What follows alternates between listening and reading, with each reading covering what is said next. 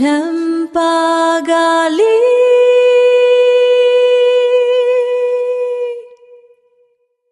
Champagali ပတ်ဝန်းကျင်တစ်ခုလုံးမှာစိတ်ငြိမ်မှုနဲ့အတူတိတ်ဆိတ်ညှိုးနွမ်းနေတဲ့အငွေအသက်တွေလွှမ်းခြုံနေပါတယ်။အချိန်တွေကကြာမြင့်ခဲ့ပြီဖြစ်ပြီးအမှန်တရားရဲ့အရေးအယောင်တွေကတဖြည်းဖြည်းပေါ်ထွက်လာနေပါပြီ။တိတ်ဆိတ်ပြီးအမိုင်းမောင်လွှမ်းနေတဲ့အခန်းကျင်းလေးထဲမှာယောဂဝေဒနာကြောင့်နာကျင်ကြိုက်ခဲနေတဲ့ခန္ဓာကိုယ်နဲ့အတူအပြစ်ရှိစိတ်တွေကလက်တဲ့အဖွားဝရဲ့စစ်ကိုဖိစီးလို့နေပါတယ်။အတိတ်ရဲ့အရေးဆိုးတွေကသူမရဲ့ရင်ထဲကိုတလက်လက်နဲ့ထိုးခွင်းနေပါတယ်။တေမင်းကိုရှင်ဆိုင်နေရသလိုခံစားနေရတဲ့ဒီယောဂဆိုးကြီးဟာဒီ18နှစ်တာကာလအတွင်းငါခန္ဓာကိုယ်နဲ့စိတ်ဓာတ်တွေကိုအပိုင်းပိုင်းအဆဆကြေမွသွားစေခဲ့ပြီအခုအိယာဘော်ကနေတောင်ကုန်းထဖို့အတွက်တစ်စက္ကန့်ချင်းစီတိုင်းကိုငါအသေးအတန်မျောလင့်တောင်းတနေခဲ့ရတယ်ဒါပေမဲ့ဒါကရိုးရိုးယောဂဆိုးတစ်ခုမဟုတ်ဘူးဒါဟာငါကိုယ်တိုင်ကျူးလွန်ခဲ့မိတဲ့မိုင်မဲတဲ့အပြစ်တွေအတွက်ဖယားသခင်ကငါကိုတန်ခတ်နေတာပဲကံတရားရဲ့ပေးဆက်ရမယ်အပြစ်ဒဏ်ပဲဖြစ်ရမယ်ငါဘယ်လို့မှဆက်ပြီးအချိန်မဆွဲသင့်တော့ဘူးအခုချက်ချင်းသွားပြီးအဲ့ဒီကိုပါကိုအမှန်တရားမှန်သမျှအကုန်လုံးပွင့်ပွင့်လင်းလင်းပြောပြရတော့မယ်လွန်ခဲ့တဲ့18နှစ်တုန်းကဒါမီနီနဲ့ငါတို့နှစ်ယောက်ပေါင်းပြီးအဲ့ဒီအပြစ်ကင်းစင်တဲ့ကလေးမလေးချမ်ပါကာလီအပေါ်ဘလောက်တောင်ကြီးမားတဲ့ရာဇဝတ်မှုကြီးကျူးလွန်ခဲ့ကြတယ်ဆိုတာကိုသူတိကိုတိမှဖြစ်တော့မယ်သမီးလေးချမ်ပါကာလီဟင်အဖေကျမကိုသမီးလို့ခေါ်လိုက်တာလားအဲ့ဒါတကယ်ပဲလားယင်ဟုတ်တယ်သမီးလေးကိုအဖေရဲ့ရင်သွေးအနေနဲ့အမြဲထာဝရလက်ခံပေးသွားမှာပါကွယ်ကဲဒါဆိုရင်တော့ဇလန်ရဲ့မူလအစာကိုပြန်သွားကြရအောင်နော်တုံးရဲ့စိမ့်ဆိုပြီးထူထပ်လာတဲ့လမ်းခရီးမှာတပင်တွေရဲ့အရေးရောင်တွေကြားတွေကနေယသိဘာဘာကြီးရဲ့ចောင်းသင်္ကန်းစီကိုချပါကာလီနဲ့ဘူဘူတို့နှစ်ယောက်တည်းအပြေးလွှားရှောက်လန်းလာကြတယ်။ပဝင်းကျမတိတ်ဆိတ်အေးဆက်နေပြီးသူတို့ရင်ထဲမှာတော့စွန့်ရည်ပူပန်မှုတွေပြည့်နေပါတယ်။ဒီနေ့တော့ငါရဲ့မျက်နှာနဲ့ခန္ဓာကိုယ်မှာဖြစ်ပျက်နေတဲ့ဒီဆိုးရွားတဲ့အဖြစ်ဆိုးကြီးကိုဘယ်သူတွေများလှုပ်ကြံဖန်တီးခဲ့တာလဲဆိုတဲ့အမှန်တရားကိုအသေးအချာသိရှိရတော့မှာပဲဘူဘူ။ငါတို့ရသေးကြီးဘာဘာရဲ့ဒိတ်အိမ်လေးကိုရောက်တော့မှာပါ။ဟုတ်တယ်ချမ်ပါကာလီငါတို့အခုတဲစီကိုရောက်လို့နေပါဖြစ်နေပါပြီစိတ်မပူပါနဲ့တော့အိုးပူပူရဲ့ငါရဲ့ဒီမျက်နှာပျက်စီးနေတာကိုပြန်လေကောင်းမွန်လာအောင်ကုသလို့ရမယ့်နီလန်းကိုသာတွေ့ရှိသွားနိုင်မယ်ဆိုရင်ဘလောက်တောင်ကောင်းလိမ့်မလဲဘဘာကြီးကငါ့ကိုတနာပြီးတခုခုကူညီပေးနိုင်လိမ့်မယ်လို့ငါအပြည့်အဝယုံကြည်ပါတယ်အဲ့ဒီနောက်မှာတော့ငါဘဝကြီးလည်းအရင်လိုပုံမှန်အတိုင်းပြန်ဖြစ်သွားနိုင်မှာပါကဲဟောဒီမှာလီအဲ့ဒါယသိဘဘာကြီးရဲ့တဲအိမ်လေးပဲကဲမြန်သွားကြရအောင်ချပါကာလီဟုတ်တယ်အမြန်သွားကြစို့ငါတို့နောက်ထပ်တစ်စက္ကန့်တောင်အချိန်မဆွဲသင့်တော့ဘူးသူတို့နှစ်ယောက်ဒိန်းလေးရဲ့တကားဝအောင်အရောက်မှာတော့အထက်ရမြင်ကွင်းကသူတို့ရဲ့မျောလင်းချက်တွေကိုတစားစီဖြစ်ကကြေမွသွားစေခဲ့ပါတယ်အလုံးတရာ6ချားပွဲကောင်းတဲ့အခြေအနေဆိုကြီးကိုမြဝါထင်တွေ့မြင်လဲရတာပါဖျားကြီးဒါဘာတွေဖြစ်သွားတာလဲရသေးကြီးရဲ့အတုံးဆောင်ပစ္စည်းတွေအကုန်လုံးမြေကြီးပေါ်မှာပုံစံပျက်စီးလို့အကုန်လုံးရှုပ်ပွနေပါလားကြည့်ရတာရသေးကြီးစီမှာတခုခုဆိုးဆိုးရွားရွားဖြစ်ပျက်သွားခဲ့ပြီထင်တယ်ဒိန်းတွေကပြိုကွဲပျက်စီးနေတဲ့ပစ္စည်းတွေကိုဝေကြည့်ရင်ချပါကာလီရင်ထဲမှာကြောင်းရွံ့မှုတွေတဖြည်းဖြည်းမြင့်တက်လာပါတယ်။ပဝင်းကျတစ်ခုလုံးမှာလေတိုးတန်တချို့နဲ့အတူရသေးမွေးညင်းထစရာအငွေသက်တွေဂိမ်းရောက်နေပါတော့တယ်။ဒါပေမဲ့ရသေးကြီးကရောပင်မလေးဘာလို့ဒီတဲထဲမှာလူတယောက်မှမရှိတော့တာလဲ။ဒါမှမဟုတ်ရသေးကြီးကိုများတယောက်ကရည်ရွယ်ချက်ရှိနဲ့ဖန်ဆီးခေါ်ဆောင်သွားတာများလား။အိုးမဟုတ်ရဘူး။ဒါမျိုးကဘယ်လိုလုပ်ဖြစ်နိုင်မှာလဲချမ်ပါကာလီယသိကြီးမှာလောကကြီးကိုအံ့ဩစရာကောင်းလောက်အောင်ကြီးမားတဲ့ပညာဉာဏ်တွေဒူးခြားဆန်းပြတဲ့တကုတ်စွမ်းအားတွေအပြည့်အဝရှိနေတာပဲဟာအဲ့ဒီလိုပုံကိုကြီးကိုဘယ်သူကများဒီလောက်လွယ်ကူကူနဲ့ဖန်ဆီးခေါ်သွားနိုင်မှာလဲအဲ့ဒါဆိုရင်တော့ပူပူရေယသိကြီးကိုအခုလိုအတင်းအဓမ္မဖန်ဆီးခေါ်ဆောင်သွားတဲ့သူဟာယသိကြီးထက်တောင်မှအစာပေါင်းများစွာပိုပြီးအင်အားကြီးမားတဲ့အစွမ်းထက်တဲ့သူဖြစ်ရမယ်။အိုးအရှင်ဖေယားရသေးကြီးမှာဘယ်လိုဆိုးရွားတဲ့ဘေးရနေရမျိုးနဲ့များရင်ဆိုင်နေရရှာပါလိမ့်မလဲ။ငါရဲ့ရှန်သူတွေကရသေးကြီးကိုဘာကြောင့်များဒီလိုဒုက္ခပေးချင်နေကြတာပါလဲ။သိချတယ်။ငါရဲ့မျက်နှာနဲ့ခန္ဓာကိုယ်မှာဒီလိုဆိုးရွားတဲ့ဒဏ်ရာတွေဖြစ်အောင်လုပ်ခဲ့တဲ့အဲ့ဒီလူယုံမှာဟာင ငါတို့ကိုကူညီပေးနိုင်တဲ့တူရီသောပုဂ္ဂိုလ်ကယတိကြီးဆိုတာကိုကောင်းကောင်းကြီးသိထားပြီးသားဖြစ်နေမှာပဲအဲ့ဒါကြောင့်ပဲသူတို့ကယတိကြီးကိုအရင်ဆုံးအစဖြောက်ပြီးဖမ်းဆီးခေါ်ဆောင်သွားခဲ့တာပေါ့ငါတို့ဘယ်တော့မှအမှန်တရားစီကိုရောက်မလာနိုင်အောင်ရည်ရွယ်ချက်ရှိနဲ့ဖျောက်ဖျက်လိုက်တာဖြစ်ရမယ်မျော်လင့်ချက်ရဲ့နောက်ဆုံးမိတော့လေးပါငိမ့်သက်သွားတဲ့အချိန်မှာတော့ချမ်ပါကာလီတယောက်သူ့ရဲ့ဝေဒနာတွေကိုမထိန်ချုပ်နိုင်တော့ပဲငိုကြွေးပြစ်လိုက်ပါတော့တယ်မငိုပါနဲ့တော့ချမ်ပါကာလီရဲ့နင်ဒီလိုမျိုးအားငယ်ပြီးငိုကြွေးနေတာကိုငါဘလို့မှဆက်ပြီးကြည့်မနေနိုင်တော့ဘူးနင်ဒီလိုငိုနေမယ်ဆိုရင်ငါလည်းငါမျက်ရည်တွေကိုဘလို့မှဆက်ပြီးထိန်ချုပ်ထားနိုင်မှာမဟုတ်တော့ဘူးဘူးငါမငိုပဲဘလို့လုပ်နေရမှာလဲယတိကြီးပါပျောက်ကွယ်သွားပြီဆိုတော့ငါရဲ့တန်ရာတွေပြန်ကောင်းမွန်လာဖို့အတွက်နောက်ဆုံးလက်ကျန်မျောလင့်ချက်လေးပါအစားအနာမကြမ်းတော့ပဲသိဆုံးသွားခဲ့ပြီလေ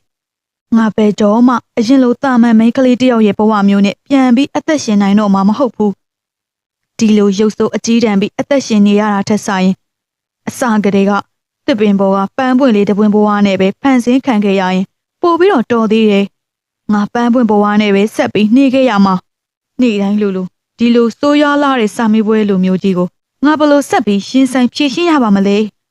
ငါရဲ့အမားတွေငါရဲ့ဖြစ်တည်မှုတွေကြောင့်အခုဆိုရင်ယတိကြီးပါဘယ်လိုအနေအထားစိုးမျိုးနဲ့ရှင်းဆိုင်နေရမှန်းတော့မသိရတော့ဘူးတစ်ဖက်မှာတော့နတ်မောင်အေးဆက်လာတဲ့မြောက်လိုင်ကူထဲမှာအစွမ်းထက်တဲ့ယတိကြီးတယောက်ကျိုးတွေနဲ့တင်းကျပ်စွာချီနှောင်ခံထားရပြီးလူမျိုးပေါ်အတွက်ရုန်းကန်နေရပါတယ်အပြင်ဘက်ကနေရီမောတန်တွေနဲ့အတူယတိကြီးရှေ့လျှောက်လာတဲ့တရက်ခန့်တွေကတော့တခြားသူတွေမဟုတ်ပါဘူးအဲ့ဒါကတော့ဆုံးကူရကြီးနဲ့ဒါမီနီတို့ပဲဖြစ်ပါတယ်ဟေ့လူတွေမင်းတို့နှစ်ယောက်ငါ့ကိုဘာကြောင့်ဒီလိုအတင်းအကျပ်ချီနှောင်ပြီးဖမ်းဆီးထားရတာလဲငါ့ကိုအခုချက်ချင်းလှုပ်ပေးလိုက်ကြစမ်းဟာအကယ်၍သာငါကနင့်ကိုအဲ့ဒီနေရာမှာလွတ်လွတ်လပ်လပ်သွားလာခွင့်ပေးလိုက်မယ်ဆိုရင်အဲ့ဒီချမ်ပါကာလီဆိုတဲ့ကောင်မစုပ်လေးကိုသွားကူညီပေးနေမှာပေါ့မဟုတ်ဘူးလားယတိဒါပေမဲ့ကောင်းကောင်းနားထောင်ထားလိုက်စမ်းအခုတော့ဒီကဘာပေါ်မှာအဲ့ဒီချမ်ပါကာလီကိုကူညီပေးနိုင်မယ်သူဘယ်သူမှမရှိတော့ဘူးတော်စမ်းမှာဒါမီနီမင်းဟာတကယ်ကိုအလွန်တရာစိုးသွမ်းရုပ်မာတဲ့မိန်းမတစ်ယောက်ပဲမင်းကကိုတိတ်ပြီးပညာဉာဏ်ကြီးတယ်သူလို့ထင်နေတာလားမင်းဘာတွေများတွေးထားမိတာလဲငါတို့နှစ်ပေါင်းများစွာစူးစမ်းတိဆောက်ခဲ့သမျှအလုပ်တွေကိုရေစုံမျောပြစ်လို့ရမယ်လို့များထင်နေတာလားဟုတ်တယ်ငါတို့နှစ်ယောက်လုံးကတကယ်ကိုစိုးသွမ်းနေသူတွေပဲဒါပေမဲ့တခုကိုတော့အမြဲတမ်းမှတ်ထားလိုက်စမ်းပါအဲ့ဒီချမ်ပါကာလီကိုအခုကစပြီးဘယ်သူမှကယ်တင်လို့မရတော့ဘူးဒီမှာဒါမီနီလူတွေလှုပ်တဲ့မကောင်းမှုကျူးလွန်တဲ့အပြစ်တွေရဲ့ကန်တရားအပြစ်အိုးကြီးဟာတနေ့ကျရင်မလွဲမသွေပေါက်ကွဲထွက်လာရစမြဲပဲဒါကိုနင်းတေချာပေါက်သိရလိမ့်မယ်ငါကိုဘလောက်ပဲမြေအောက်ကဘာရဲ့အနက်ရှိုင်းဆုံးအမောင်ဆုံးကူထဲမှာတိုးတုပ်ပြီးပိတ်လောင်ထားပါစေအောင်တော့ငါကတော့မင်းတို့ရဲ့ဒီလိုချင်းချောက်မှုတွေကိုဘယ်တော့မှကြောက်ရွံ့တုန်လှုပ်နေမှာမဟုတ်ဘူးအဲ့ဒီချိန်မှာပဲအခြားတစ်ဖက်မှာတော့ဂျပါကာလီတယောက်သူမရဲ့အခန်းချင်းကလေးထဲမှာတယောက်တည်းနာကျင်ကြိုက်ခဲမှုဝေဒနာတွေနဲ့အတူဒီနေ့မှအပူမေးတွေတကြက်လောင်ကျွမ်းနေပါတော့တယ်အခုတော့ငါဘာလုပ်ရတော့မှလဲငါကဝီဂရန်နဲ့ပတ်သက်ပြီးသူ့အပေါ်အဲ့ဒီလိုမျိုးမပြုတ်မှုခဲ့တင်မှုသူ့ကိုအဲ့ဒီလိုမျိုးတွေမပြောခဲ့တင်မှုငါရဲ့လုပ်ရအတွက်ငါဘယ်လို့မှခွင့်မလွတ်နိုင်တော့ဘယ်လိုပဲဆန္ဒရှိပါစေတော့ငါရဲ့ဒီအမားကြီးအတွက်တစ်သက်လုံးငါပြန်ပြီးအပြစ်တင်နေရတော့မှာပါလားသူမမျက်နှာမှာပြပြနေတဲ့အကြည့်တမ်းမှုတွေနဲ့ဝေဒနာတွေကိုတွေးမိတိုင်းသူမရင်ထဲမှာမခံမရနိုင်အောင်ပူလောင်လာရပါတယ်ဒါပေမဲ့ငါဘာများလုပ်နိုင်ခဲ့လို့လဲ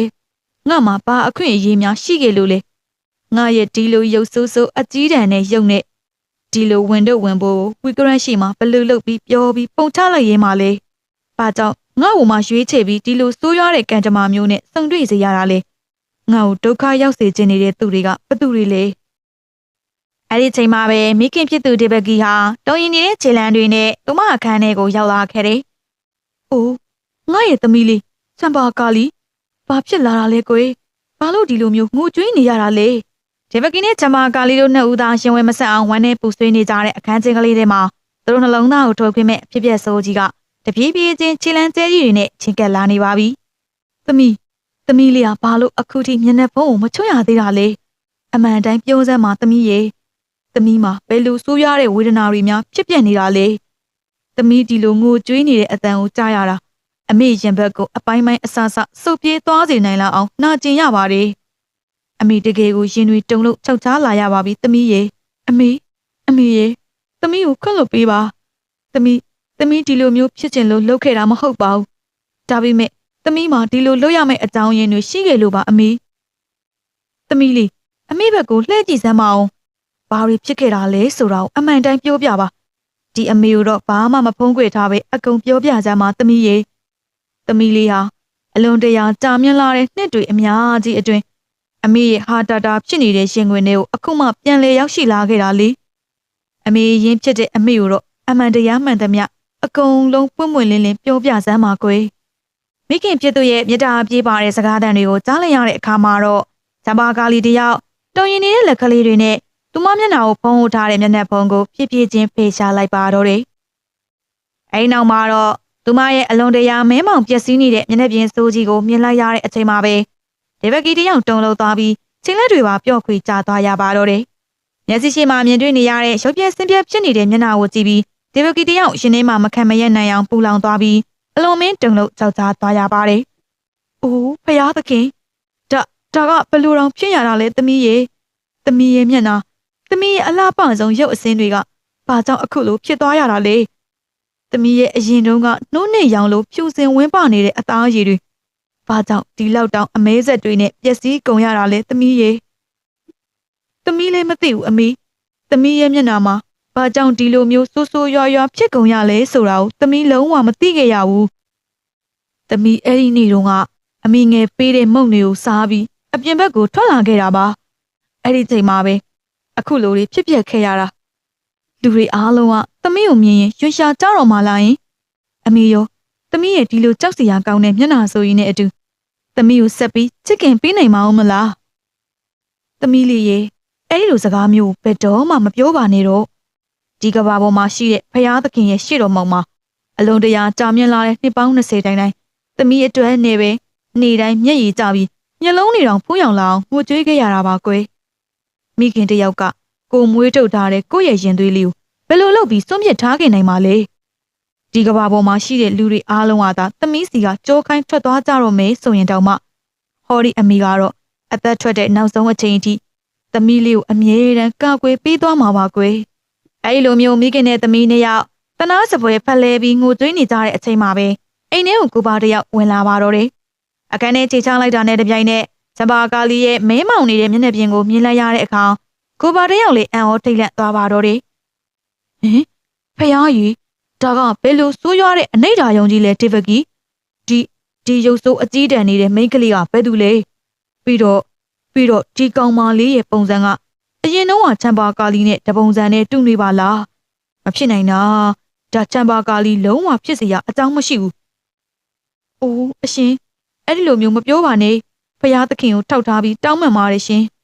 ရဲ့ပါဇက်ကနေအဲ့ဒီလိုရက်ဆက်တဲ့စကားလုံးမျိုးတွေကိုလုံးဝမပြောပါနဲ့တော့ဒီကောင်မလေးကတခြားသူမဟုတ်ဘူးကျမတို့ကိုယ်တိုင်မွေးထုတ်ထားတဲ့သမီးလေးကျမတို့ရဲ့ချမ်ဘာကာလီလေးကိုယ်တိုင်မှာပဲရှင်သိကြတာကသမီးလေးမှာတခုခုဆိုးဆိုးရွားရွားအမားအယွင်းတွေဖြစ်ပျက်ခဲ့တာပါအခုချိန်မှာကျမတို့ရဲ့ရှင်သွေးငယ်လေးကအလွန်တရာဆိုးရွားတဲ့ဘေးရန်ရဲ့ကြီးနဲ့ရင်ဆိုင်နေရတာပါရှင်ကျမတို့ကသူ့ရဲ့မိဘတွေဖြစ်တဲ့အတိုင်းဒီလိုဝမ်းနည်းစရာအကောင်းဆုံးနဲ့ဒုက္ခရောက်နေတဲ့အချိန်မျိုးမှာသမီးလေးဘက်ကနေခိုင်ခိုင်မာမာရက်တည်ပေးကြရမှာပေါ့တိုသန်းဒေဗကီငါ့ကိုဘာမှဆက်ပြီးမပြောနေတော့ဇနီးဖြစ်သူရဲ့တောင်းပန်စကားတွေကိုနားမထောင်ပဲကိုပါတယောက်ဒေါသထွက်ဆုံးအနေထားနဲ့ချမ်ဘာကာလီကိုအိမ်ထဲကနေထုတ်ဖို့ပြင်ဆင်လာပါတော့တယ်ငါအိမ်ထဲမှာဒီလိုရုပ်ဆိုးအကြီးတန်းပြီးကန်ဆိုးမိုးမောင်ကျနေတဲ့မိန်းကလေးမျိုးကိုတစ်စက္ကန့်တောင်မှဆက်ပြီးလက်ခံထားနိုင်စရာအကြောင်းမရှိဘူးအခုချက်ချင်းဒီအိမ်ထဲကနေထွက်သွားခိုင်းလိုက်စမ်းဒီကောင်မလေးကိုအပြင်ကိုမောင်းထုတ်ပစ်လိုက်စမ်းပါအိုးအဖေမလုပ်ပါနဲ့အဖေရေကျေးဇူးပြုပြီးဒီလိုမျိုးလုံးဝမလုပ်ပါနဲ့ဖယားသခင်ကိုထောက်ထားပါအောင်တောင်းပန်ပါတယ်ရှင်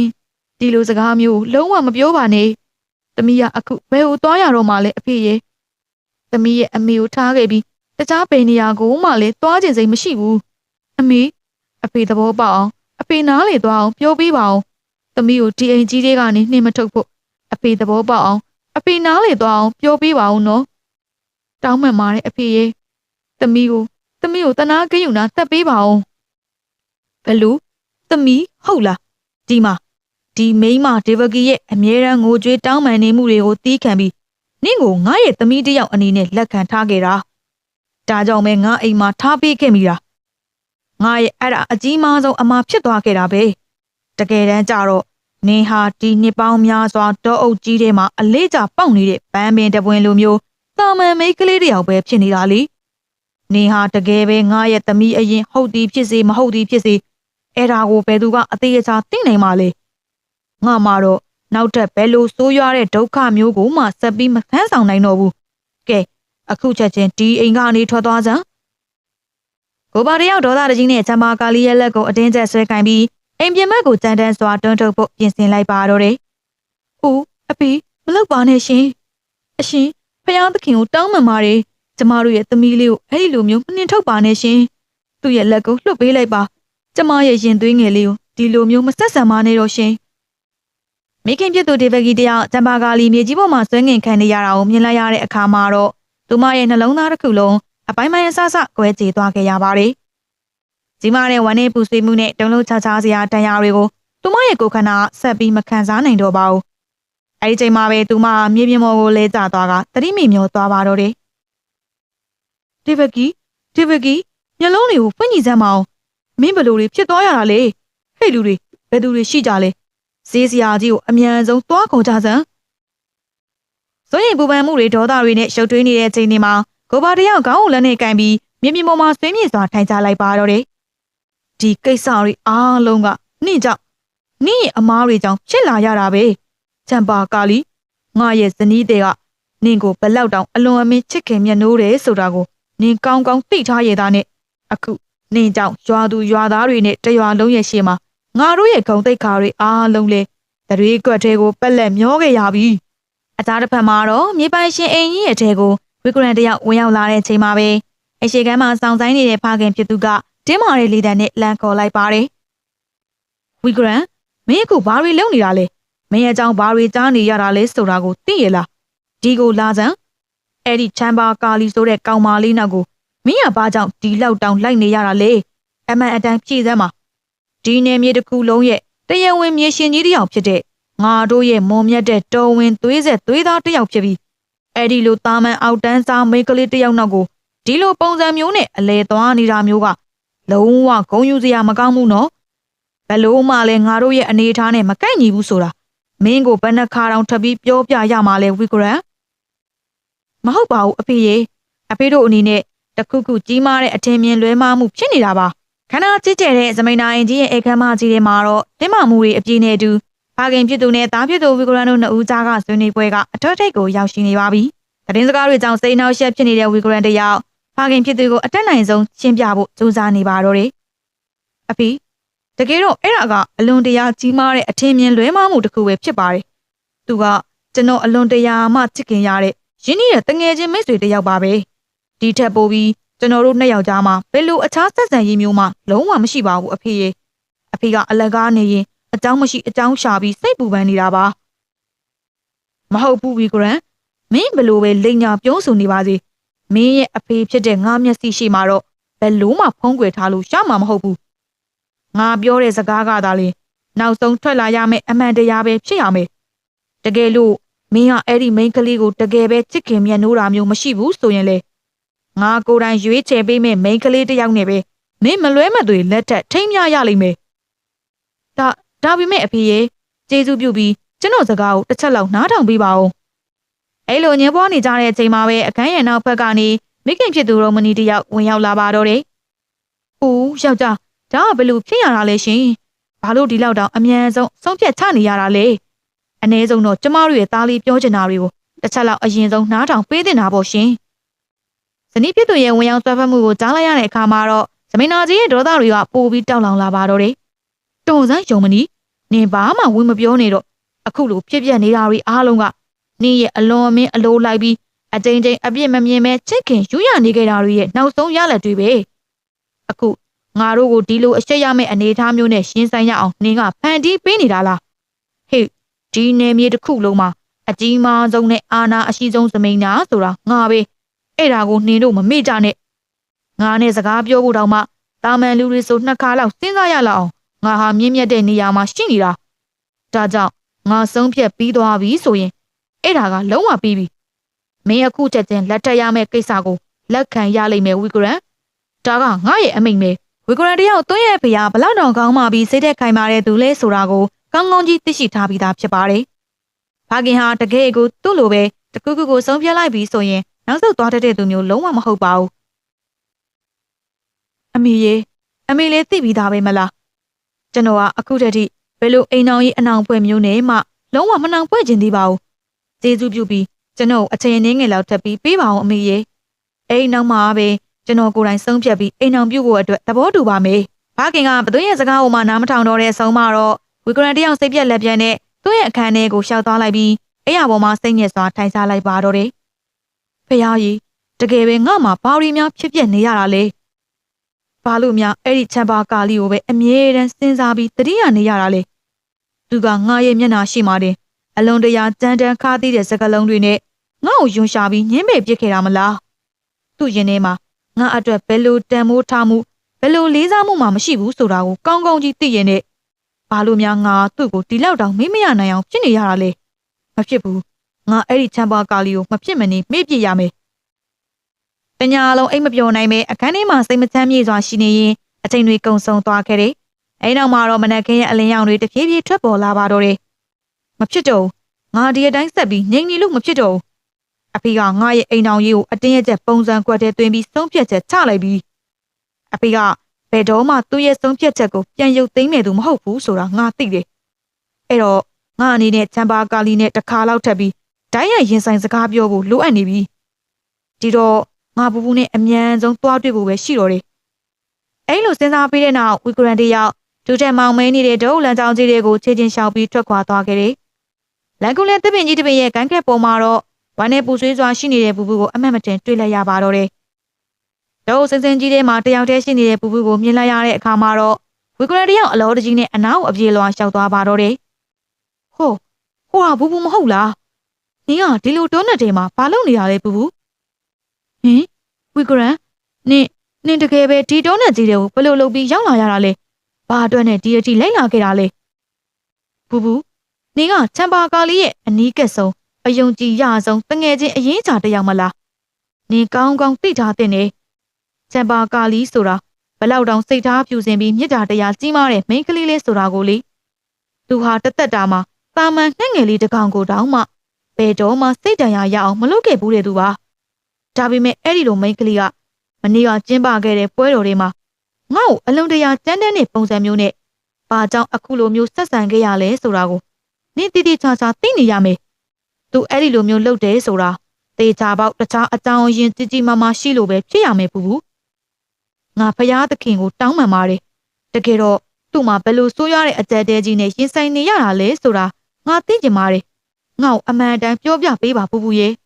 ဝီဂရန်ရဲ့စကားတွေကိုကြားလိုက်ရတဲ့အခါမှာတော့ပူပူတယောက်ရင်ထဲမှာအလုံးတရာစိတ်မကောင်းဖြစ်သွားပြီးဘလို့တုံ့ပြန်ပြောဆိုရမှန်းမသိအောင်ဖြစ်သွားပါတော့တယ်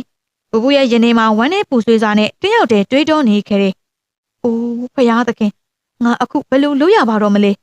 ချမ်ဘာကာလီကငါ့ကိုတငယ်ချင်းမိတ်ဆွေအဖြစ်သစ္စာရှိဖို့အတွက်အပြင်းအထန်တိမ်ဆူခိုင်းထားခဲ့တာလीအကယ်၍သာငါဒီနေ့အမှန်တရားကိုထုတ်ပေါ်ပြောဆိုလိုက်ပြီးသူနဲ့ပေးထားတဲ့ဂရီသစ္စာကိုဖောက်ဖျက်လိုက်မယ်ဆိုရင်သူကငါနဲ့အမြဲတမ်းအတွက်တငယ်ချင်းအဖြစ်ကနေလုံးဝဖြစ်တော့သွားတော့မှသိကြတယ်ဘူးဘူးဘာဖြစ်လို့ဘာမှမပြောဘဲတိတ်ဆိတ်နေရတာလဲငါ့ကိုတခုခုပြောပါအောင်ဝီဂရန်မနေ့ကချမ်ဘာကာလီယာနှင်းကိုယွန်ရှာပြီးနှင်းထုတ်ခဲ့တယ်ဆိုတာသူလုပ်ခဲ့တာကလုံးဝအမှန်ဆုံးပဲဖြစ်နေတာပေါ့အခုနင်ကောင်းကောင်းသိထားရမယ်သူဟာဒီနေမြေတစ်ခုလုံးမှာအလားပဆုံးနဲ့ရှားပါတဲ့ရုပ်စင်းပိုင်ရှင်မိန်းကလေးတစ်ယောက်ဖြစ်လာခဲ့ပြီလေသူရဲ့အလားပကိုတက်မှတ်ပြီးသူ့ကိုလိုချင်နေကြတဲ့နာမည်ကြီးသမိန်နာတွေထာကူရီနဲ့မင်းသားရာစ်ကူမာတွေအများကြီးရှိနေပြီသူတို့အားလုံးဟာချမ်ဘာကာလီရဲ့တစ်ချက်ဝေးကြည့်မှုကိုခံရဖို့အတွက်တန်းစီပြီးစောင့်ဆိုင်နေကြတာအဲ့ဒီလိုအခြေအနေမှာသူကနှင်းလိုမျိုးရိုးရိုးသားသားတာမန်စမိန်ဓာလေးတစ်ယောက်ရဲ့သားကိုသူ့ဘဝလက်တွဲပေါ်အဖြစ်ဘယ်လိုလုပ်ပြီးရွေးချယ်ရမှာလဲအဲ့ဒီပန်းပွင့်လေးလိုမိန်းကလေးကိုတာမန်လူသားတစ်ယောက်ဖြစ်လာအောင်ကူညီပေးခဲ့တာကနှင်းမှာပဲအဲ့ဒါကိုတော့ငါကောင်းကောင်းကြီးသိပါတယ်ဘူးဘူးရဲ့ရုတ်တရက်ပြောင်းလဲသွားတဲ့စကားသံတွေကြောင့်ဝီဂရန်တစ်ယောက်အံ့ဩတုန်လှုပ်သွားပြီးသူ့နာကိုတော့မယုံနိုင်အောင်ဖြစ်သွားပါတော့တယ်ဘူးဘူးကဆက်လက်ပြီးတော့ပြောပါသေးတယ်ငါအဲ့ဒါကိုလက်ခံပါတယ်ဒါပေမဲ့အဲ့ဒါဟာချမ်ဘာကာလီအနေနဲ့တစ်သက်လုံးသူ့ဘဝတစ်ခုလုံး နင့်ကိုပုံအပ်ပေးလိုက်ရမယ်လို့ဆိုလိုတာတော့မဟုတ်ဘူးမလားဟင်နင်ဘာတွေပြောနေတာလဲပူပူနင်တောင်မှဒီလိုမျိုးစကားတွေကိုပုံစံပြောင်းပြီးပြောနေတာပြီပေါ့ဟုတ်လားအရင်တုန်းကဆိုရင်နင်ဘယ်တော့မှငါ့ကိုဒီလိုလေတံမျိုးနဲ့မပြောခဲ့ဘူးလေအချိန်တိုင်းမှာနင်ရောချမ်ပါကာလီရောနှစ်ယောက်စလုံးဟာစစ်မှန်တဲ့တငယ်ချင်းတွေအဖြစ်နဲ့ပဲငါ့ဘောအမြဲတမ်းသတ်မှတ်ခဲ့ကြတာမလားဒါပေမဲ့အခုတော့ငွေကြေးနဲ့ဂုံတိတ်ခါရှာရိုးတွေရဲ့တန်မိုးကြောင့်နင်ကိုယ်တိုင်ကပါငါတို့ရဲ့တန်ရှင်းစင်ကြယ်တဲ့တငယ်ချင်းမြတ်တာတရားတွေကိုငွေကြေးချိန်တွေတဲ့ဓားသွားပေါ်မှာတင်ပြီးတိုင်းတာနေပြီပေါ့ဒီမှာစီစံဝီဂရန်အခုငါနင့်ကိုအလကားနေရင်အချိန်ကုန်ခံပြီးအတိတ်ပဲမရှိတဲ့စကားတွေကိုထပ်မပြောချင်တော့နင်လည်းထပ်မပြောနေတော့ငါအခုချက်ချင်းဒီနေရာကနေထွက်သွားရမယ်ငါဟာချမ်ပါကာလီရဲ့အယုံကြည်ရဆုံးအရင်ကြီးဆုံးတငယ်ချင်းတစ်ယောက်ဖြစ်တယ်ပြီးတော့ငါအနေနဲ့သူ့ရဲ့စစ်မှန်တဲ့မိတ်ဆွေတစ်ယောက်ဖြစ်နေပဲဆက်ပြီးရက်တည်သွားခြင်းနဲ့ကဲအခုနင်ဒီနေရာကနေအမြန်ဆုံးထွက်သွားတော့အဲ့ဒါကပဲနင့်အတွက်အကောင်းဆုံးဖြစ်လိမ့်မယ်ဘူဘူတယောက်အဲ့လိုရက်ဆက်တန်းတန်းစွာပြောဆိုလိုက်ပြီးနောက်ကိုတစ်ချက်တောင်လည်းမကြည့်တော့ပဲပြန်တန်းထွက်ခွာသွားပါတော့တယ်။အိုးဖယားသခင်ငါ့ဘဝမှာဘာတွေဖြစ်ပျက်နေရတာလဲ။မနေ့ကအထိငါရဲ့ကဘာကြီးတစ်ခုလိုဖြစ်ခဲ့တဲ့ချမ်ပါကာလီနဲ့ဘူဘူတို့နှစ်ယောက်စလုံးဟာအခုတော့ဘာကြောင့်များငါ့ကိုဒီလောက်တောင်ယွန်းရှာပြီးအေးဆက်ခါးသေးတဲ့လေတံတွေနဲ့ဆက်ဆံနေကြရတာလေ။ငါဘယ်လိုအမားမျိုးများကျူးလွန်ခဲ့မိလို့လဲ။ဒါမှမဟုတ်ငါမသိလိုက်ဖဲနဲ့သူတို့ရဲ့ရင်ကိုထိခိုက်နာကျင်စေမဲ့စကားမျိုးတွေကိုများပြောမိခဲ့လို့လားဒါပေမဲ့ငါဘယ်တုန်းကမှအဲ့ဒီလိုလုပ်ရမျိုးမလုပ်ခဲ့ဘူးပါဘူးအဲ့ဒါဆိုရင်ဘာကြောင့်များငါရဲ့ကံကြမ္မာမှာဒီလောက်တောင်နာကျင်စရာတွေနဲ့ပြင်းနေနေရတာလေတစ်ဖက်မှာတော့တစ်ချိန်တည်းမှာပဲအိုမင်းမစွမ်းဖြစ်နေတဲ့လက်တဲ့အဖွားအိုကြီးဟာသူမရဲ့စိတ်ငြိမ်ချောက်သွေ့နေတဲ့အင်ဂျီထဲမှာပဲအလွန်တရာဝေဒနာတွေကိုခံစားနေရရှာပါတယ်ခန္ဓာကိုယ်တစ်ခုလုံးမလို့ရှားနိုင်လောက်အောင်နာကျင်ကြိုက်ခဲနေတဲ့ဓာမကြီးရဲ့ဝေဒနာတွေကတနေ့တစ်ထက်တနေ့ပိုပြီးတော့ဆိုရပြင်းထန်လာနေပါတော့တယ်။အဲဒီချိန်မှာပဲသူမရဲ့ကျွေးမဖြစ်သူကအပေါင်းရဲ့ချင်းဒီကိုတစ်ချက်တောင်လည်းမကြည့်ပဲအိမ်ပြင်ဘက်ကိုလင်းလျူရှူပြီးထွက်သွားပါတော့တယ်။အိုးဖယားဒီလိုမျိုးဝေဒနာခံစားနေရတဲ့အဖွားအိုကြီးကိုပြစ်ထားနိုင်ရတဲ့ချွေးမဆိုးမျိုးနဲ့ကြုံတွေ့နေရတာလေ။အ ਨੇ ဆုံးတော့ငါအသက်ရှင်သေးလားသေသွားပြီလားဆိုတာကိုတော့တခါလောက်ကလေးလှည့်မိဖို့စိတ်မကူးနိုင်တော့ဘူးလားပြီးခဲ့တဲ့နှစ်ပေါင်း18နှစ်တာကာလပတ်လုံးဒီအနာယောဂါဆိုးကြီးကငါကိုယ်ခန္ဓာကိုဒီလောက်တောင်အပိုင်းပိုင်းအဆဆကြေးမွသွားစေခဲ့ပြီပဲအိယာဘော်ကနေကုန်းထဖို့အတွက်တောင်မှတစ်စက္ကန့်ချင်းစီတိုင်းကိုငါမှအလွန်တရာမျောလင့်နေခဲ့ရတယ်ဒါပေမဲ့ဒါရိုးယောဂါဆိုတကူမဟုတ်ဘူးဒါဟာငါကိုယ်တိုင်ကျူးလွန်ခဲ့မိတဲ့ငါရဲ့အပြစ်တွေအတွက်နတ်ဖျားတွေကပေးတဲ့ဒဏ်ပဲကံတရားရဲ့ပေးဆက်ရမယ်အပြစ်ဒဏ်ပဲဖြစ်ရမယ်ငါပဲလုံးမဆက်ပြီးအချိန်မဆွဲသင့်တော့ဘူး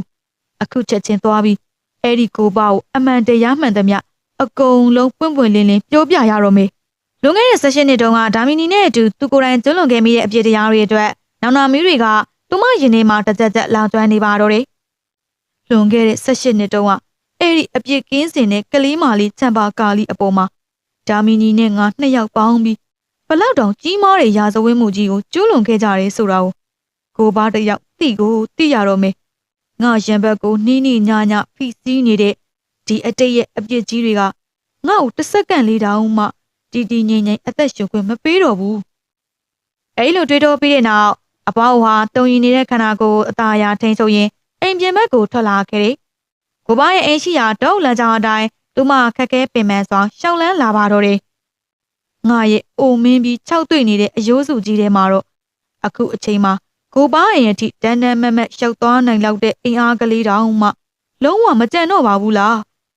ဒါပေမဲ့လေငါဒီနေရာမှာဘယ်တော့မှအရှုံးပေးမှာမဟုတ်ဘူးငါရဲ့ကျူးလွန်ခဲ့တဲ့အပြစ်တွေအတွက်မလွဲမသွေအပြစ်ဒဏ်ခံယူပြီးပြင်ဆင်ရမယ့်အချိန်ကိုရောက်ပြီးငါအဲ့ဒီနေရာကိုရောက်အောင်သွားရမယ်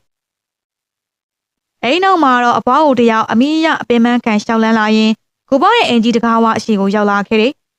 သူမအမောဖြစ်ရင်တကားကိုခောက်ဖို့ပြင်ဆင်နေချိန်မှာပဲအဲ့နေရာရဲ့မလန်းမကန်းကနေချောင်းချောင်းကြည့်နေတဲ့တာမီနီရဲ့ဆူရှာထမြက်တဲ့မျက်လုံးတွေကအပွားအိုအမတ်မတင်မြင်တွေ့သွားပါတော့တယ်ဟိုအပွားအိုကြီးကဒီတကားပေါ်မှာဘာလာလှုပ်နေတာလဲသေခြင်းလို့စက်ခင်းနေတာပဲဒီမိန်းမကြီးတားမကငါရဲ့လွန်ခဲ့တဲ့နှစ်ပေါင်းများစွာကဖုံးကွယ်ထားခဲ့တဲ့လှုပ်ဝက်ချက်တွေကိုကိုဘာကြီးရဲ့ရှေ့မှာအကုန်ဖော်ထုတ်ဖို့ရောက်လာတာပေါ့လေ မဖြစ်ဘူးငါဒီလိုစိုးရွားတဲ့အဖြစ်အပျက်မျိုးကိုလုံးဝအဖြစ်ခံမှာမဟုတ်ဘူးဒီအဖွားကိုဒီနေရာမှာတင်အပိအပိုင်းရှင်းပြရမယ်ဒါမီနီတယောက်ခြေတံမကြားရအောင်ဒိတ်တစိမ့်နဲ့အဖွားကိုနောက်ဘက်ကိုအမြန်ဆုံးချင်းကပ်သွားပါတော့တယ်ဒီလိုနဲ့ရုတ်တရက်အပန်းခံလိုက်ရတဲ့အတွက်အဖွားကိုကြီးကအလုံးတရာတုံးလှုပ်သွားပြီးတော့အော်ဟစ်လိုက်ပါတော့တယ်ဒါမီနီနင်ဘလို့လို့ရက်ဆက်ရုံမာတဲ့အလုံးမျိုးကိုလှုပ်ရတာလေဘာလို့ငါ့ကိုအခုလိုမျိုးတိတ်တဆိတ်ဖမ်းလာခဲ့ရတာလဲငါ့ကိုလှုပ်ပေးလိုက်စမ်းပါအခုချက်ချင်းငါ့ကိုပြန်သွားခွင့်ပေးပါဒီနေ့တော့ငါကိုပါနဲ့ချမ်ပါကာလီတို့နှစ်ယောက်စလုံးရဲ့ရှိမှာနေ့ရဲ့အမောင်ဖုံးနေတဲ့ရုံမာမှုတွေအားလုံးကိုအသေးစိတ်ဖော်ထုတ်ပြရတော့မယ်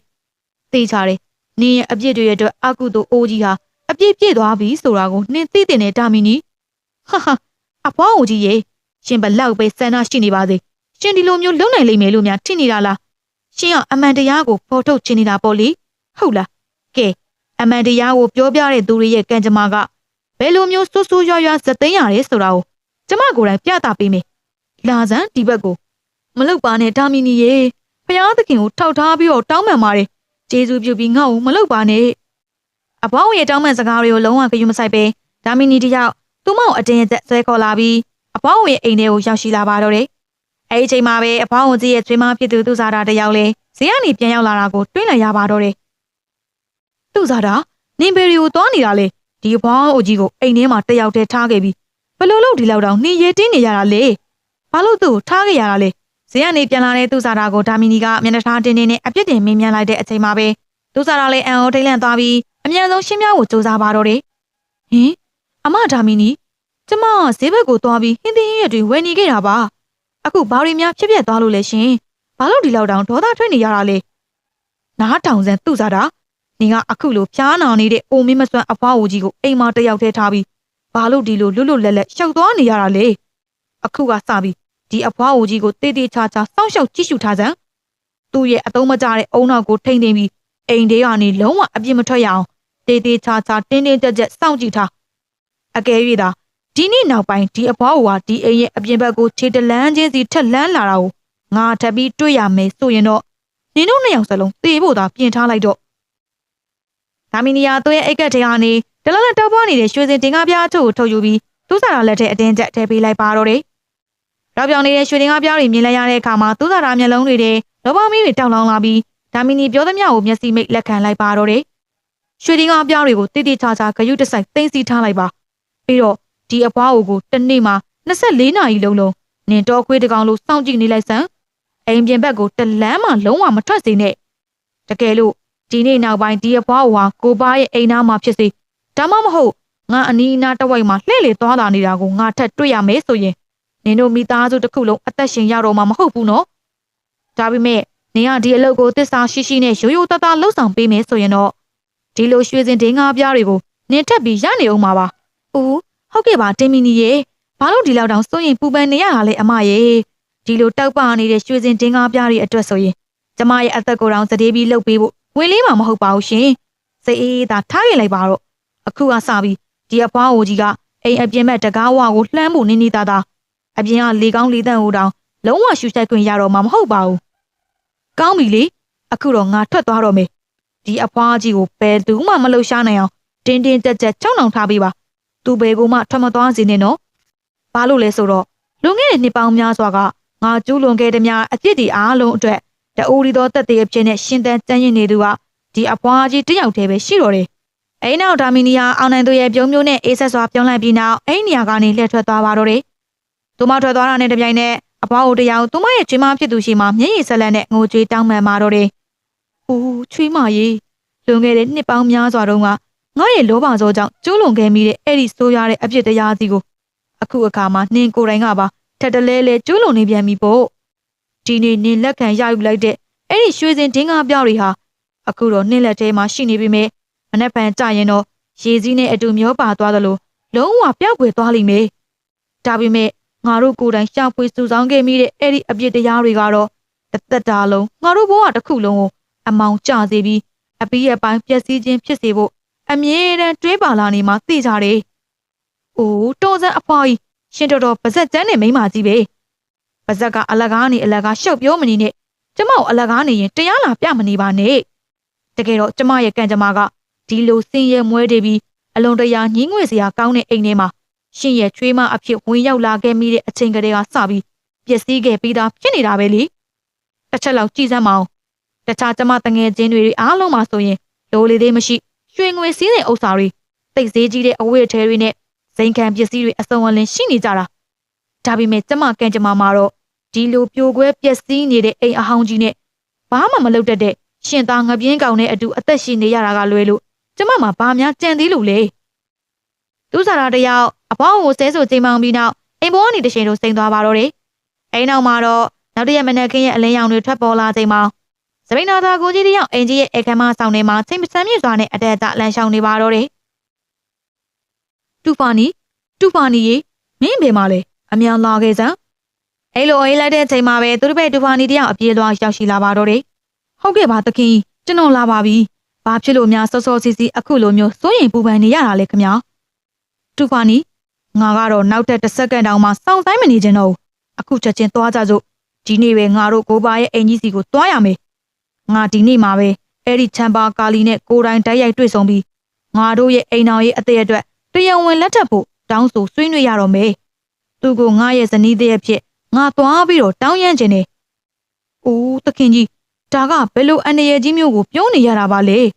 တကယ်လို့သာအိမ်ကတရားဝင်ကြီးမြတ်တဲ့သခင်ကြီးရဲ့အမျိုးသမီးကသခင်ကြီးအခုလိုနောက်ထပ်အိမ်အောင်ပြုတ်ကျင်နေတဲ့ဆိုတဲ့သတင်းကိုကြားသွားမယ်ဆိုရင်ဒီအိမ်ကြီးတစ်ခုလုံးအကြီးအကျယ်ဒုက္ခရောက်ကုန်ကြမှာသိကြတယ်မိုးမီလောင်တော့မှာပါပဲသခင်ကြီးရဲ့တူပါနီရဲ့သတိပေးစကားတွေကိုကြားလိုက်ရတဲ့အခါမှာဒါကိုကြီးတယောက်ပို့ပြီးတော့ဒေါသထွက်သွားပြီးအမိန်ပေးလိုက်ပါတော့တယ်ဒီမှာတူပါနီအဲ့ဒီလိုမလိုအပ်ပဲစကားတွေကိုရှောက်ပြောမနေစမ်းနဲ့ပါဇက်ပိတ်ပြီးငြိမ်နေစမ်းဒီရွာထဲမှာငါကအိမ်အောင်ရှိပြီးသားလူတစ်ယောက်ဆိုတာကိုဘယ်သူကမှတိတိကျကျမသိကြပါဘူးငါရဲ့ပထမဇနီးကိုအများသူငါမသိအောင်လှုပ်ဝက်ပြီးဖုံးကွယ်ထားခဲ့တာပဲလေဒါကြောင့်မင်းလည်းမင်းပါဇက်ကိုတင်းတင်းကြပ်ကြပ်ပိတ်ထားလိုက်စမ်းပါအဲ့ဒီကိစ္စအတွက်ဘာမှစိုးရိမ်ပူပန်နေစရာမလိုဘူးအဲ့ဒါတွေကိုငါကိုယ်တိုင်အကောင်းဆုံးတာဝန်ယူဖြည့်ရှင်းပေးမယ်ကောင်းပါပြီသခင်ကြီးအကယ်၍သာသခင်ကြီးကိုယ်တိုင်ကအဲ့ဒီလိုမျိုးကိုယ်အလိုလိုသေမင်းရဲ့ပါဇက်ပေါက်ထဲခုံစင်းကျင်နေတယ်ဆိုရင်တော့သခင်ကြီးကိုတားမြစ်ဖို့အတွက်ကျွန်တော်ကဘယ်သူမလို့လဲကျွန်တော်လည်းမလုပ်ရဲပါဘူးကဲသွားကြရအောင်ပါသခင်ကြီးဒီလိုနဲ့မြရှင်ကြီးနဲ့ဒူပါရီတို့နှစ်ဦးသာချက်ချင်းပဲထွက်ခွာလာခဲ့ကြပြီးမကြခင်မှာပဲကိုပါရဲ့အင်ဂျီရှိကိုတန်တန်မမတ်ရောက်လာကြပါတော့တယ်အိမ်ုံရောက်တဲ့အခါမှာပဲကိုပါရဲ့ဇနီးဖြစ်သူဒေဗဂီကိုတွေးလိုက်ရတဲ့အတွက်ဒါကူကြီးကတစ်ချက်ပြုံးလိုက်ပြီးသူ့ရင်ရွယ်ချက်ကိုပွန့်ပွန့်လင်းလင်းထုတ်ပေါ်ပြောဆိုလိုက်ပါတော့တယ်။ဦးဒေဗဂီတော်သေးတာပေါ့။မင်းကိုအိမ်ပြင်မှာပဲတိုက်တိုက်ဆိုင်ဆိုင်စုံတွေ့ရတာတော်တော်အဆင်ပြေသွားတယ်။ငါပြောတာကိုနားထောင်မအောင်။ဒီနေ့ငါဒီကိုအလွန်တရာကြီးမားတဲ့ဆုံးဖြတ်ချက်တစ်ခုအကောင့်ထဲပေါ်ဖို့အတွက်ရောက်လာခဲ့တာပါ။မင်းနဲ့အခုလိုအပြင်ဘက်မှာတွေ့ရတာတကယ်ကိုတိုက်ဆိုင်တာပဲ။ငါပြောချင်တာကငါရဲ့စိတ်နှလုံးသားထဲမှာတိတိကျကျဆုံးဖြတ်ပြီးပြီ။ငါမင်းရဲ့သမီးလေးချမ်ပါကာလီနဲ့တရားဝင်လက်ထက်ထိမ်းမြဖို့အတွက်သဘောတူခြင်းနဲ့ဆန္ဒရှိနေပါတယ်။မင်းတို့သဘောကရောဒေဗဂီယာမျက်လုံးပြူသားနဲ့အလုံးတရာတုံ့လို့ချောက်ချသွားခဲ့တယ်။ဟင်ဘာပြောလဲရှင်ဒါဘလိုမျိုးအောက်တန်းကြပြီးရုံစရာကောင်းတဲ့စကားမျိုးတွေကိုပြောထွက်ရရတာလေ။ရှင်မပဲလို့တက်တည်ရှိလို့ကျမရဲ့အပြစ်ကင်းစင်တဲ့သမီးကလေးပေါ်ဒီလိုယွန်းရှာစရာရှိရွယ်ချက်စိုးကြီးနဲ့ပြောရရတာလေ။ရှင်နဲ့ကျမရဲ့သမီးငယ်လေးတွေကဘယ်လိုနီလန်းမျိုးနဲ့မှမကိုက်ညီဘူးဆိုတာကိုရှင်ကောင်းကောင်းကြီးသိရမယ်လေရှင်ရဲ့အသက်ကိုလည်းကြည်စမ်းမအောင်ရှင်ကအဖိုးကြီးဖြစ်နေပြီလေဒေဗဂီတယောက်ဒေါသတွေထွက်လွန်ပြီးအပြင်းထန်ကန့်ကွက်တားမြစ်နေချိန်မှာပဲမြေရှင်ကြီးကတော့လောင်ပြောင်တဲ့အပြုံနဲ့ငေးကြည့်နေပါတယ်သူရဲ့ရွှေရှာစရာကမ်းလှမ်းမှုကြီးကြောင့်ဒေဗဂီကအမျက်ဒေါသတွေထွက်လွန်ပြီးသူတို့နှစ်ယောက်စလုံးအိရှိယာနေမောင်းထုတ်လိုက်ပါတော့တယ်အဲဒီနောက်မှာတော့ဒါမီနီရဲ့ဖြက်လို့ပြက်စီးကြံစည်မှုတွေကစတင်လှုပ်ရှားလာပါတော့တယ်ဒေဗဂီတယောက်ဒေါသတကြီးအော်ရင်မောင်းထုတ်နေချိန်မှာပဲဒူဖာနီယာရှိကိုတိုးလာပြီးအချိန်တွေကိုထိမ့်သိမ်းမှုစူးစမ်းပါတော့တယ်။အိုးကြည်စမ်းမအောင်အမာကြီးဒေဗဂီရဲ့ဘာလို့များဒီလောက်တောင်စင်စင်စားစားမတွေးပဲဒေါသထွက်နေရတာလေ။ကျွန်တော်တို့ရဲ့သခင်ကြီးကိုယ်တိုင်ကအခုလိုရှေ့ထွက်လာပြီးခမရဲ့သမီးလေးပေါ်သူ့ရဲ့မြတ်တာတရားတွေကိုပြသပေးနေတာပါ။ခမရဲ့သမီးလေးကအဲ့ဒီခန္ဓာထဲဝါတဲ့မြေရှင်ကြီးရဲ့စံအိမ်ကြီးထဲမှာဘယင်မာတပါးလို့စံမြဲရမှာပါ။သူကအလုံးတရာပျော်ရွှင်ချမ်းမြေ့တဲ့ဘဝကိုပိုင်ဆိုင်ရမှာသိကြပါတယ်။အိုးထွက်သွားကြစမ်းဒီနေရာကနေအခုချက်ချင်းထွက်သွားစမ်းတူဖာနီညီကအဲ့ဒီတာကူဆိုတဲ့လူယုံမာရဲ့ဖက်နှက်တုပ်ပစိုးဘိုးဝါမှာပဲနေချင်းရင်နေပါဒါပေမဲ့ငါသမီးလေးရဲ့ကံကြမ္မာကိုတော့ဘယ်တော့မှလာပြီးအယောင်းဝယ်လုပ်လို့မရဘူးငါရဲ့ပန်းပွင့်လေးလိုနှုတ်နေတဲ့သမီးလေးရဲ့တသက်တာဘဝကိုနင်တို့လိုလောဘကြီးပြီးလက်ရတွေလိုလူမျိုးတွေလက်ထဲ လုံးဝအနံပေးမှာမဟုတ်ဘူးအခုချက်ချင်းငါအိမ်ရှိကနေထွက်သွားကြစမ်းဒီပကီရဲ့လိုပြင်းတန်အော်အေမောင်ထုတ်လိုက်တဲ့အချိန်မှာပဲအိမ်ထဲကနေဒါမီနီတယောက်လည်းအပြင်ထွက်ကိုထွက်လာခဲ့ပါတယ်ဒါမီနီဟာအချိန်ကြီးကိုစောင့်ကြည့်နေရင်သူမစိတ်ထဲမှာမကောင်းတဲ့တန်စီမှုတစ်ခုပေါ်ပေါက်လာခဲ့ကဝမ်းသာအားရဖြစ်သွားပါတော့တယ်ဟာဒါအကောင်းဆုံးအခွင့်အရေးပဲအကယ်၍သာချမ်ပါကာလီကအဲ့ဒီမြေရှင်နဲ့လက်ထပ်ပြီးအိမ်ကနေထွက်သွားမယ်ဆိုရင်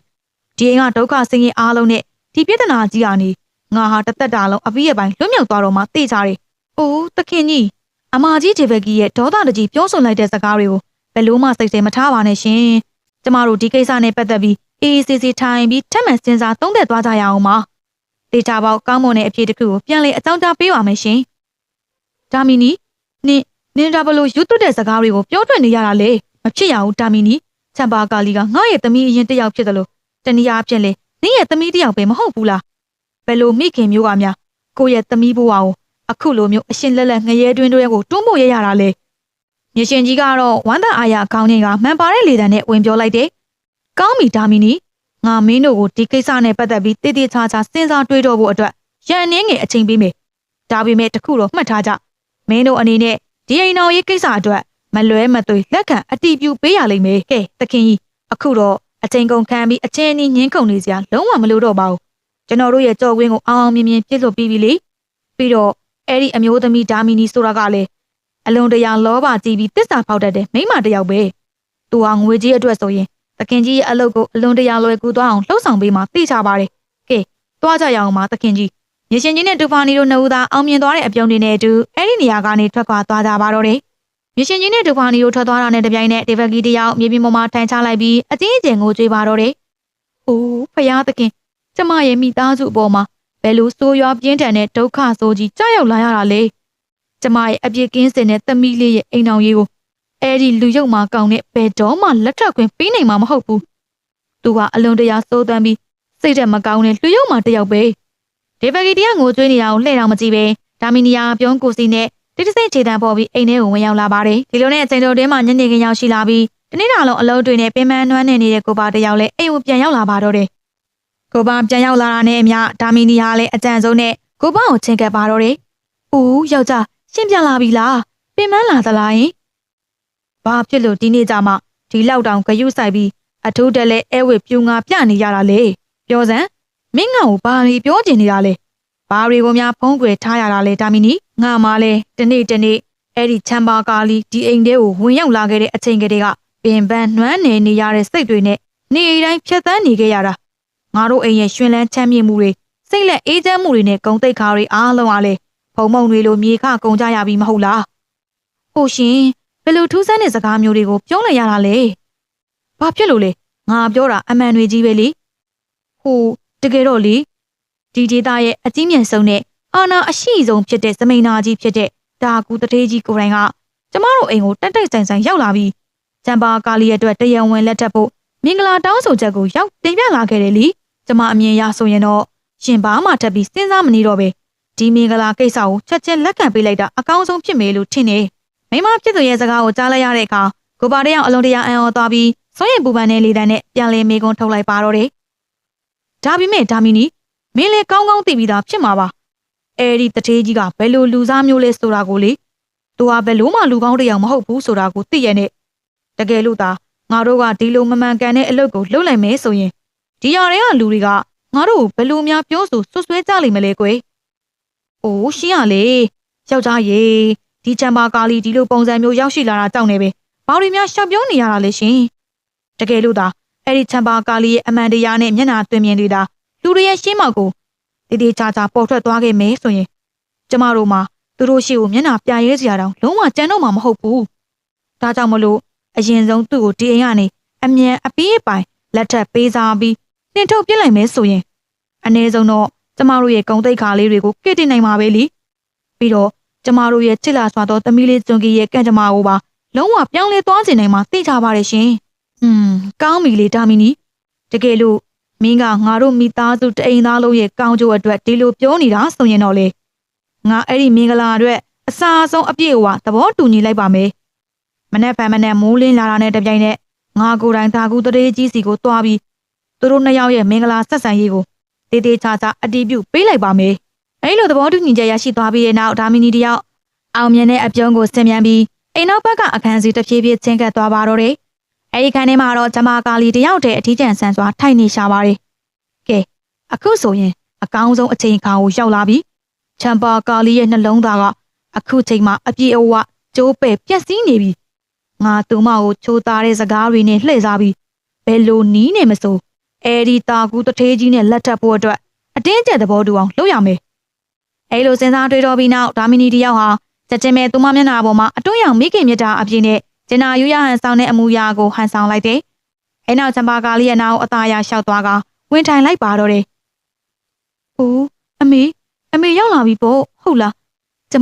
ကျမဘာလို့ရမှန်းကိုလုံးဝမသိတော့ဘူးရှင်။ကျမဘယ်လိုဆက်လုပ်ရမလဲဆိုတာကိုဘာတစ်ခုမှနားမလည်တော့ပါဘူး။ဒါမီနီတယောက်အတွန်းရောင်မြတ်တာတွေနဲ့ချမ်ပါကာလီကိုလဲဆောင်ဖျားယောင်းနေတဲ့အချိန်မှာပဲချမ်ပါကာလီရင်ထဲမှာတော့ဝမ်းနဲ့ကြေကွဲမှုတွေကအပြည့်နဲ့တွန်းချုံနေပါတော့တယ်။မျက်ရည်ဆက်လက်နဲ့ငိုကြွေးနေတဲ့ချမ်ပါကာလီတယောက်သူမရဲ့ကံကြမ္မာဆွဲကိုညှိကြွားရင်ဒါမီနီရဲ့ရှင်ခွင်ထဲမှာခိုးလုံးကစိတ်သက်တွေအကြီးကျယ်ကျဆင်းနေပါတော့တယ်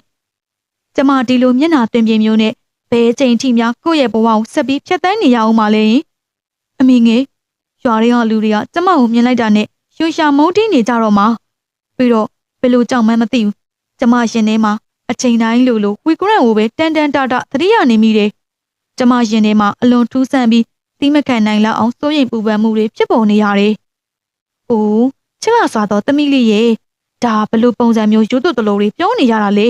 ။မင်းကငါရဲ့အလွန်တရာချစ်စရာကောင်းတဲ့တမိလေးပဲလေ။ကြည်စမ်းအစာပိုင်းတုန်းကငါမင်းစီကနေအနှဲငယ်ဝေးကွာနေခဲ့ပြီမေလေ။အခုတော့ငါမင်းကိုတသားတည်းဖြစ်စေရလောက်တသက်လုံးအတွက်ကိုယ့်ရဲ့သမီးအရင်တယောက်လိုလက်ခံပြီးမွေးစားခဲ့ပြီးပြီမလား။ဒါပေမဲ့သမီးလေး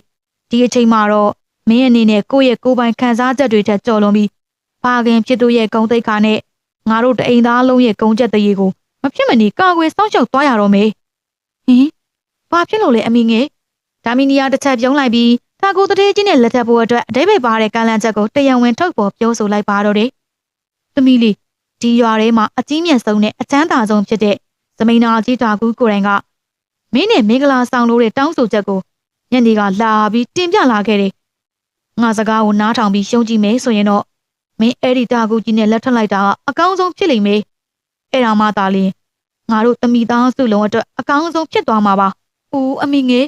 ဒါဘလို့ပြောလိုက်တာလဲရှင်။အဲ့ဒီတာကူကြီးကိုလေကျမဘလို့လုပ်ပြီးသူ့လိုလူမျိုးနဲ့လက်ထပ်ရမှာလဲရှင်။သူ့အကြောင်းလူတွေဘလို့ပြောဆိုနေကြတယ်ဆိုတာကိုအမေငယ်လေးကောင်းကောင်းကြီးသိပြီးသားဖြစ်မှာပါ။ကျမအတွက်တော့သူဟာဘလို့မှမှန်ကန်တဲ့လူတစ်ယောက်မဟုတ်ဘူးလို့ခံစားနေရတယ်။အိုးအမေနားလေပါတယ်သမီးရဲ့ဒီလိုအခြေအနေမျိုးကိုကြားနေရတာသမီးအတွက်လုံးဝလွယ်ကူမှာမဟုတ်ဘူးဆိုတာကိုလေဒါပေမဲ့အမေစကားကိုအေးအေးဆေးဆေးထိုင်ပြီးစဉ်းစားသုံးသပ်ကြည့်စမ်းပါဒါကူဆိုတာအလွန်တရာမြင့်မြတ်ပြီးကြီးမြတ်တဲ့အမျိုးအနွယ်ကိုပိုင်ဆိုင်ထားတဲ့တထေးကြီးတစ်ယောက်ဖြစ်တယ်သမီးရဲ့ဒီလိုရုပ်ရည်သွင်းပြတဲ့အခြေအနေတွေကိုမြင်တွေ့နေရတဲ့အတွက်ကြောင့်သမီးရဲ့အဖေနဲ့အမေတဝက်ကီတို့တသက်တာလုံးဘယ်တော့မှအေးအေးချမ်းချမ်းနေထိုင်ခွင့်ရကြတော့မှာမဟုတ်ဘူးနေ့စဉ်နဲ့မျှရွာထဲကလူတွေရဲ့ကြဲရဲရှုံချမှုတွေကိုခံနေရတဲ့မိဘနှစ်ပါးအကြောင်းကိုထည့်သွင်းပြောဆိုရင်းဒါမီနီကချမ်ပါကာလီရဲ့စိတ်နှလုံးသားကိုဆက်လက်ပြီးနဲ့ထိုက်ကြိုက်ပါတော့တယ်လမ်းသွားလမ်းလာရွာသားတွေကအခုဆိုသူတို့နှစ်ယောက်ပေါ်မှာဘလောက်တောင်အပုတ်ချပြီးကြဲရဲရှုံချနေကြတယ်ဆိုတာကိုသမီးသိရလားဒါပေမဲ့အမေငယ်ဝီဂရန်ကရောအိုးအဲ့ဒီဝီဂရန်ရဲ့အကြောင်းကိုပြောရမယ်ဆိုရင်တနေ့ကျတကယ်လို့ဝီဂရန်ကညီဒီလိုရုပ်ဆိုးသွားတဲ့အမှန်တရားသိရှိသွားခဲ့မယ်ဆိုရင်တော့မှဒါမှမဟုတ်လူတွေရဲ့ကဲ့ရဲ့မှုကိုဂယုမဆိုင်ပဲတနာဂယုနာတက်တာနဲ့မင်းလက်ကိုလာတွဲခဲ့မယ်ဆိုရင်တော့မှဘာတွေဖြစ်လာမလဲဆိုတာကိုတွေးကြည့်စမ်းပါမင်းရဲ့မိဘတွေသာမကအဲ့ဒီဝီဂရန်ကိုယ်တိုင်မှာလူအပွဲစည်းရဲ့အပုတ်ချကဲ့ရဲ့တန်တွေကိုနေ့စဉ်နဲ့အမျှနားထောင်ရင်အရှင်လက်လက်ဆင်းရဲဒုက္ခရောက်ပြီးသေဆုံးသွားရမလို့ဖြစ်သွားရလိမ့်မယ်။အိုးမဖြစ်ဘူးအမေငယ်ကျမအဲ့ဒီလိုလုံးဝမဖြစ်ခံနိုင်ဘူး။ဘုရားသခင်ကိုတိုင်တေပါတယ်။ကျမသူတို့ကိုအဲ့ဒီလိုအဖြစ်မခံနိုင်ဘူး။ကျမကိုတယောက်တည်းအထီးကျန်စွာနေပင်လှုပ်ပေးထားလိုက်ပါတော့ရှင်။ကျမဘယ်လိုမှဒီမင်္ဂလာပွဲကိုတော့လက်ခံချင်တာမဟုတ်ပါဘူး။ဒါမီနီတယောက်အပြုံးတစားနဲ့အတူအခန်းထဲကနေတိတ်တဆိတ်ထွက်ခွာသွားပါတော့တယ်။သူဟာသူ့ရဲ့ကြံစည်ချက်တွေအောင်မြင်တော့မယ်ဆိုတဲ့ယုံကြည်ချက်နဲ့အတူကိုပေါင်းစီကိုအမြန်ဆုံးရှောက်သွားပါတော့တယ်။ချမ်ပါကာလီကိုစီးရုံးလို့မရတော့တဲ့အတွက်သူဟာကိုပါကိုစစ်ကူတောင်းတော်မှာပါ။ဒါမီနီမင်းဘာဖြစ်လာတာလဲ။ဘာလို့များမျက်ရည်တွေကျပြီးငုံနေရတာလဲ။အိုးဘာတွေဖြစ်ရအောင်မလဲရှင်။ကျမချမ်ပါကာလီကိုတွားပြီးတော့သဘောတူဖို့ချုံမော်ပြောဆိုခဲ့တာ။ဒ ဒါပေမဲ့ तू ကလုံးဝလက်မခံပဲညှင်းဆန်ပစ်လိုက်တယ်လေရှင်စဉ်းစားကြည့်ပါအောင်ရှင်အဲ့ဒီချမ်းပါကာလီမှာကိုရိုင်းကလည်းဒီလိုအပြည့်အနာစာတွေရှိနေတာပဲမလားဒီလိုအနာစာတွေနဲ့ပြည့်နေနေတဲ့သမီးကိုအခုလိုမျိုးဂုံတရေရှိရှိနဲ့လာရောက်တောင်းရမ်းနေဆိုတာကျမတို့ကဝမ်းသာအားရဖြစ်ရမယ့်အစားဘာလို့ဒီလိုညှင်းနေကြတာလဲမင်းပြောတာလဲမှန်ပါတယ်စိတ်မပူပါနဲ့ဒါမီနီငါမှအကြံကောင်းတစ်ခုရှိတယ်အခုချက်ချင်းသွားပြီးတော့ငါအဲ့ဒီကိစ္စကိုဖြေရှင်းလိုက်မယ်ကိုပါတယောက်ဒေါသတကြီးနဲ့ခြေလန်းကျဲကြီးတွေနဲ့ထွက်ခွာသွားပြီးချမ်းပါကာလီကိုအကျွမ်းမဲ့အမြန်ဆုံးအမိန်ပေးဖို့ပြင်ဆင်มาတော့တယ်သူဟာပရိရဲ့တစ်ခုကိုတုံးပြီးချမ်းပါကာလီရှင်းနေတဲ့အခန်းစီကိုဝင်ရောက်လာပါတော့တယ်ဟင်အဖေသမီးလေးချမ်းပါကာလီဦးအဖေတကယ်ပဲကျမကိုသမီးလို့ခေါ်လိုက်တာလားယင်အဲ့ဒါတကယ်ပဲဟုတ်ရဲ့လားဟုတ်တယ်သမီးလေးအခုကစပြီးအဖေမင်းကိုသမီးတယောက်နေနဲ့အသိမှတ်ပြုပြီးတော့လက်ခံပေးဖို့အစင်သစ်ဖြစ်နေပါပြီဒါပေမဲ့တခုတော့ရှိတယ်အကယ်၍သာမင်းဟာအဲ့ဒီတာကူတထေးကြီးနဲ့တရားဝင်လက်ထပ်ဖို့သဘောတူလက်ခံလိုက်မယ်ဆိုရင်ပေါ့လေအဲ့ဒီလိုမှမဟုတ်ဘူးဆိုရင်တော့ငါဘက်ကဘယ်တော့မှမင်းကိုသမီးတယောက်အနေနဲ့လုံးဝအသိမှတ်ပြုလက်ခံပေးမှာမဟုတ်ဘူးဦးအဖေဒါဘယ်လိုစကားမျိုးတွေကိုပြောလိုက်ရတာလဲရှင်အဖေကကိုယ့်ရဲ့သမီးရင်ကိုဒီလိုမျိုးကြောက်စရာကောင်းတဲ့အခြေအနေမျိုးနဲ့ဘယ်လိုလုပ်ပြီးအတင်းအကျပ်စည်းကမ်းချက်ထုတ်ရတာလဲရှင်နင်ပါပဲဆက်တွေအဲ့ဒါကနှင့်သဘောပဲတခုခုကိုတော့ကောင်းကောင်းစဉ်းစားလိုက်စမ်းဒီအိမ်ကနေတစ်သက်လုံးထွက်သွားမလားဒါမှမဟုတ်ဒီမင်္ဂလာပွဲရအတွက်အခုချက်ချင်းလက်ခံကြောင်းအပြေပေးလိုက်မလားတကယ်လို့မင်းသာလက်ခံလိုက်မယ်ဆိုရင်တော့ငါမင်းကိုတစ်သက်တာလုံးအတွက်သမီးအရင်တစ်ယောက်လုံးချစ်ခင်စောင့်ရှောက်ပေးမယ်ဘာဖြစ်လို့လဲဆိုတော့ဒီရွာထဲမှာနေဟာလူတွေရှိငါတို့ရဲ့ဂုဏ်သိက္ခာကိုအခုလိုမျိုးအထိအဆက်ကွဲစေခဲ့ပြီးပြီလေဖခင်ဖြစ်သူရဲ့ရက်ဆက်လာတဲ့ချင်းချောင်းမှုတွေကိုကြားလိုက်ရတဲ့အခါမှာတော့ချမ်းပါကာလီရင်မက်ထဲမှာတစားစီကျိုးပဲပျက်စီးသွားပါတော့တယ်တကယ်လို့သာတာကူကြီးနဲ့မင်္ဂလာဆက်ဆံရေးတိဆောက်ဖြစ်သွားမယ်ဆိုရင်တော့ငါတို့မိသားစုအတွက်ကြီးမားတဲ့လေးစားမှုနဲ့ဂုဏ်သိက္ခာကိုပြန်လည်ရရှိလာစေမှာသိကြတယ်ငါတို့ကမင်းကိုဒီအိမ်ထဲမှာနေထိုင်ခွင့်အမိုးအကာပေးထားခဲ့တာပဲလေဒီလောက်လေးတောင်မှမင်းကငါတို့ကိုပြန်ပြီးမပေးဆက်နိုင်ဘူးလားဘာခင်ဖြစ်သူရဲ့အဲ့ဒီလိုနှလုံးသားမဲ့တဲ့စကားတွေကိုကြားလိုက်ရတဲ့အခါမှာချမ်းပါကာလီတယောက်အလွန်တရာနာကျင်လွန်လို့ငိုကြွေးရင်းလဲကြမတက်ဖြစ်သွားပါတော့တယ်အဖေကျေးဇူးပြုပြီးတော့ကျမကိုအဲ့ဒီလိုမျိုးအတင်းအကျပ်မလုပ်ပါနဲ့တော့ကျမအပေါ်နင်းနေလောက်တနာကယူနာထားပေးပါအောင်ကျမအဖေရဲ့သမီးပါ